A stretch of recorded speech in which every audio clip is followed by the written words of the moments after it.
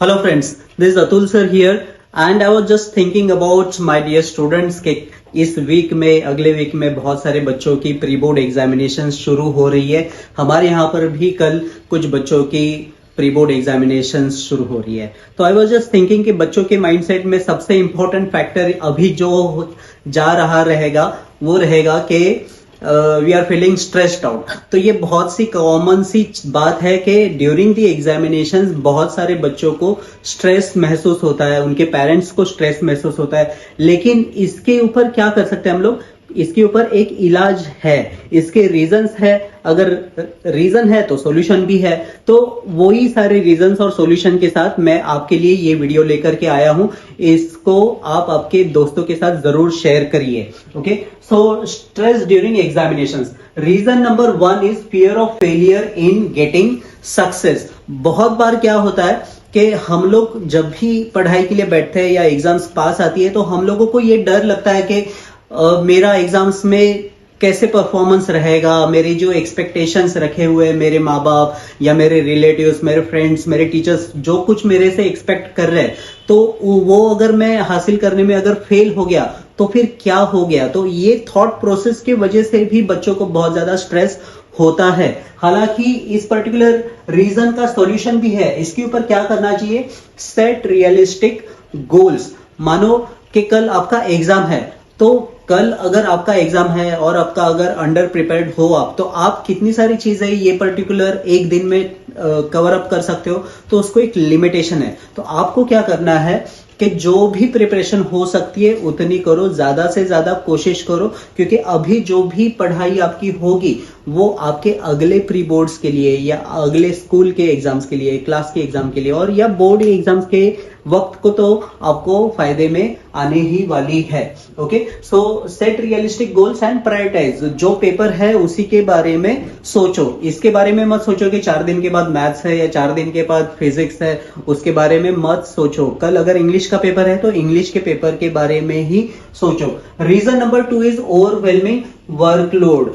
जाहिर सी बात है कि वर्कलोड रहेगा। इतने सारे चैप्टर्स है, पिछले 6-8 महीने में जितनी पढ़ाई हुई है वो सारी की सारी पढ़ाई आपको एक दिन में रिवाइज करनी है, एक दिन में आपको उसको रिकॉल करना है, उसको जाकर के एग्जाम पेपर्स में जाकर के डिलीवर करना है। तो वर्कलोड तो फील होने ही वाला है। तो उसके लिए एक्शन स्टेप क्या करना है आपको? Effective time management. देखो, टाइम तो सभी बच्चों के पास, फिर वो ऑर्डिनरी एवरेज बच्चे हो या तो फिर टॉपर्स हो, सभी के पास दिन के 24 ही घंटे है। तो उस 24 घंटे को वो किस तरह से इस्तेमाल कर रहे हैं, हम किस तरह से इस्तेमाल कर रहे हैं, उसके ऊपर डिपेंड करता है कि आपका एग्जाम में परफॉर्मेंस क्या होने वाला है। समझ लो कि कल 11 बजे आपकी एग्जामिनेशन है। कल 11 बजे एग्जामिनेशन है तो आपके पास आज 11 से लेकर के कल के 11 तक मानो 24 घंटे है। तो 24 घंटे में 8 घंटे तो आपके समझो नींद में जाने वाले हैं। चलो नींद कम कर ली तो 6 घंटे नींद में जाने वाले हैं। आपके डेली एक्टिविटीज जो रहता है, सुबह को तैयार होना, दोपहर का खाना, रात का खाना वगैरह, इसमें 3-1 घंटे चले जा सकते हैं। फिर आपकी क्लासेस की रिवीजन हो सकती है तो उसके लिए भी आपके 3 से 4 घंटे चले जा सकते हैं। Hardly you will be left with 5 to 6 hours for the preparation और मे बी मैक्सिमम 8 hours। तो 5 से 8 घंटे में आप क्या पढ़ाई कर सकते हो? तो वो चीज को जॉट डाउन करो कि कौन से चैप्टर्स मेरे इंपॉर्टेंट है, किसका वेटेज ज्यादा है, किसका मेरा आधा हुआ है, आधा करना बाकी है, तो उसको पहले कैपिटलाइज कर लो। अंडरस्टैंडिंग। तो effective time management with the your subject to subject study, उसको प्रायोरिटी दो। जो पेपर है उसको फोकस करो। The third biggest reason, as you all know, ये वीडियो भी मैं उन बच्चों के लिए बना रहा हूं क्योंकि लैक ऑफ प्रिपरेशन है। पिछले 6-8 महीने में जो टीचर्स आप लोगों को गाइड कर रहे थे, पेरेंट्स बता रहे थे, शायद आप लोगों के किसी पर्सनल रीजन की वजह से आप अंडर प्रिपेयर्ड हो, आपका प्रिपरेशन हुआ ही नहीं है। तो ऐसे सिचुएशन में आप क्या कर सकते हो, है ना? छोड़ तो नहीं दे सकते कि भाई अभी 8 महीने कुछ नहीं किया है तो अभी क्या होने वाला है, तो चलो जो भी होगा देखा जाएगा, 4 महीने बाद बोर्ड एग्जाम्स है, उसके लिए हम लोग जैसे होगा तैसे करेंगे। ऐसा तो नहीं चलने वाला है। तो इसके लिए एक्शन स्टेप क्या लेना है कि आपको स्ट्रेस रिड्यूस करना ही पड़ेगा, क्योंकि स्ट्रेस में पढ़ाई नहीं होगी। स्ट्रेस हो रहा है ये एक अच्छी साइन है, अच्छे स्टूडेंट की साइन है कि चलो एटलीस्ट अभी आपको रियलाइज हो रहा है कि पढ़ाई मेरी हुई नहीं है और मुझे करनी है, लेकिन स्ट्रेस को लेकर के पढ़ाई लेकर के आपकी पढ़ाई प्रोडक्टिव नहीं होगी, तो आपको स्ट्रेस रिड्यूस करना पड़ेगा। तो इसके लिए क्या करना पड़ेगा, आपके जो थॉट्स है ना उसको स्ट्रीमलाइन करना पड़ेगा। तो उसके लिए मेडिटेशन जरूरी है। 15 मिनट का मेडिटेशन करो, 15 मिनट की एक्सरसाइज करो,